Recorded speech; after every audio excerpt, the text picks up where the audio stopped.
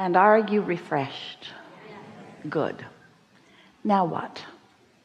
Very new to this, about 2 months. Third workshop, did all your California workshops so far. And I manifested a beautiful red car. Haven't had a car in 3.5 years. And I was scared to do it the night before, and I was reading one of your books, and I landed on a paragraph that said, "You say you want the red car, but you're afraid of the red car." And I wanted a red car. They were trying to get me into a blue one, and I wanted a red one. And they got it the next day, and I said, if it's meant to be, make it easy. And it showed up. And it's my vortex, my moving vortex. Thank you. We like the story. We just want to add one little piece of clarification. If you want it to be, it's meant to be, because you create your own reality. So don't put it off on somebody else. If you want it to be, and if it isn't easy, it's because you're not letting it be easy. If it's meant to be, make it easy. Think about another way of saying that. Since whatever I want I can have, how can I make this easy on myself? And the answer to that is always believe it. But see how helpful the universe is to just keep coaxing you along in your belief? Isn't that a nice thing? What's difficult for me in what you're saying is I come from a 12-step program that led me to believe that if it's not easy, let it go. Surrender it. And so if you're fighting against something... But what is different in what we are saying to you? We're saying let go of your resistance. And in the absence of resistance, there is ease. And then what you want does come easily. I must have a belief that what I want, I can't necessarily have. I don't know. Well, we think it's a good thing that you were saying, let it come easily. You're asking for ease. You want to give up struggle. But we want you to know that in the first segment of this day, we made a very strong case for the advantage of just giving up the struggle. There's just no reason for it.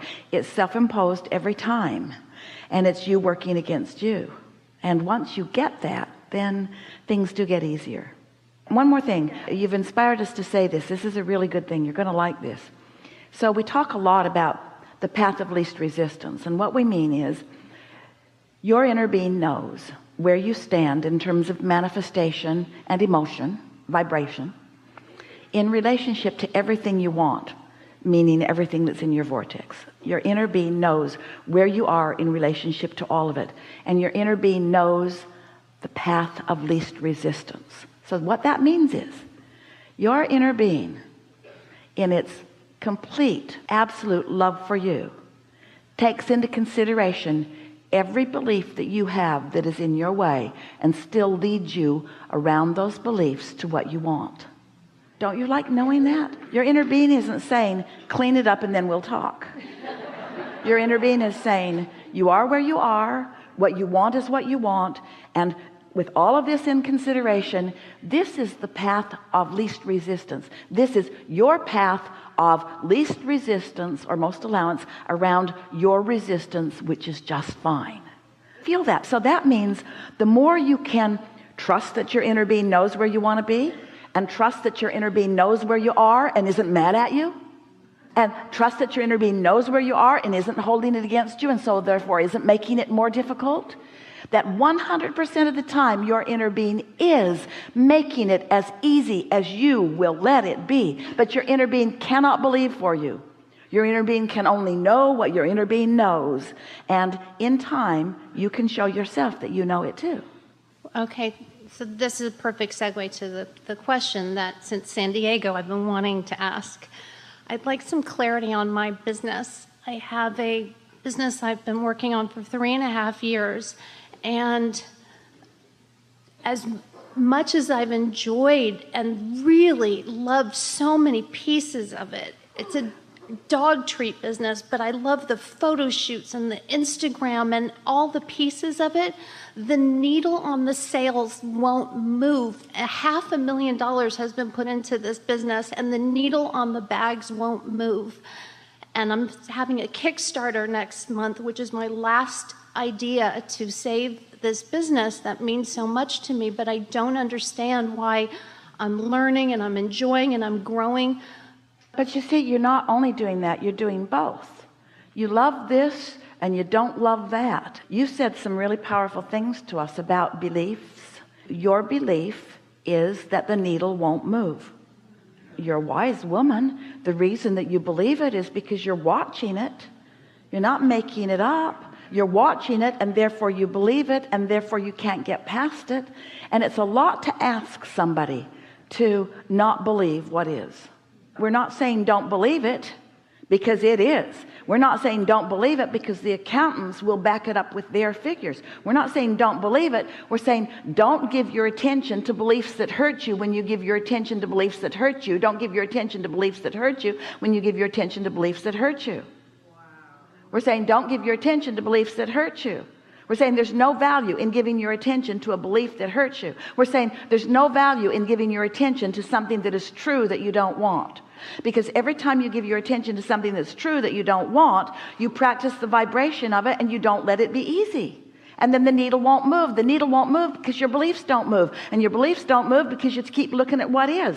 What is keeps holding you right where you are because you've got your attention upon right where you are, because that's what humans do. You face reality. But you are a new breed of humans. Maybe you don't want to face as much reality as you want to create a new reality. So we're not saying don't believe it. We're just saying don't keep that belief active. Replace that belief that hurts you with other beliefs that don't hurt you. Like these dog treats are really, really good. And like this is really, really fun. And like I'm really, really good at so many aspects of this. And like this was a really big dream. And this is a really right time for it, because never before in all of the universe has there been a time when more people were more in love with more dogs. There's just never been a better time for that. Those beliefs are also factual and true, and they don't hurt when you focus upon them. They don't feel bad to you because they don't get you cross current of you see. Honest to God, they are my beliefs. It is the best dog treat in the entire world. We know that. And it's also the most expensive one. And I feel, but isn't it possible that that it's just not a great business idea?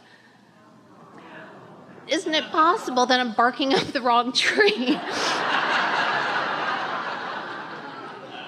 Well, you're not going to get us to ever admit that you can't have everything that you want. These are the things that aren't possible. It's not possible for an idea to be so wrong that it can't come about. It's possible that you hold beliefs that are in your way. Esther had an interesting experience. She has a new house in San Antonio. And everything about it's wonderful, or most everything. But one thing that was a little stumbling thing is when they went to turn the fire feature on the pool, it made a howling sound in the house. And the man looked at her like, "Can you live with that?"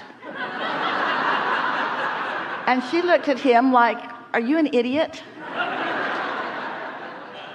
She didn't say anything like that. She smiled as she thought really bad things. And so then she said, "Well, let's turn the fire feature off. Let's just turn the pool heater on." Still howled. So not only does the fire feature make it howl, but the water being warm makes it howl too. So after some conversation with a lot of people, the utility company and the plumbers that installed the gas line and the builders who are the main contractors and the owner of the company that built the house, it was concluded that the remedy is to put in a new gas line, which requires disassembling the house to some degree. So Esther was not really very happy about that idea, but understood. And so as they talked, they figured out how they can go up through the garage and make a big hole in the ceiling of the garage. And that's all right with Esther because it's in the garage and they'll fix it. You'll never know. And then go through the attic, which is all right because she doesn't live up there hardly at all. And then they'll come down the outside of the house and make a big mess on the outside of the house, but then they'll put it back and you'll never know. So the disruption to Esther is not going to be that great. This is the path of least resistance for their screw up.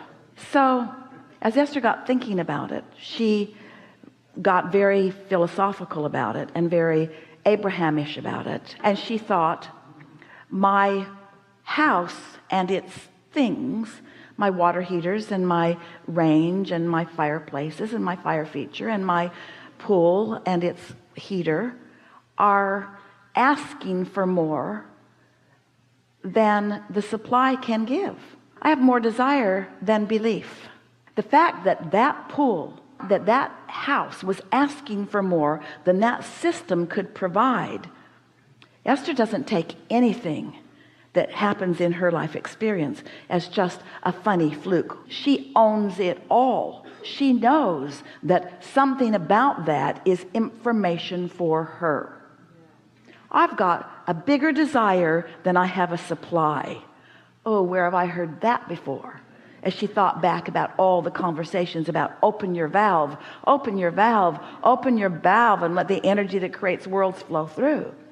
So there's nothing wrong with coming to an awareness that you have a desire that is one thing and a belief that is another. Life's going to constantly promote a new desire within you that you're not up to speed with in the beginning. That's always going to be the way that it is.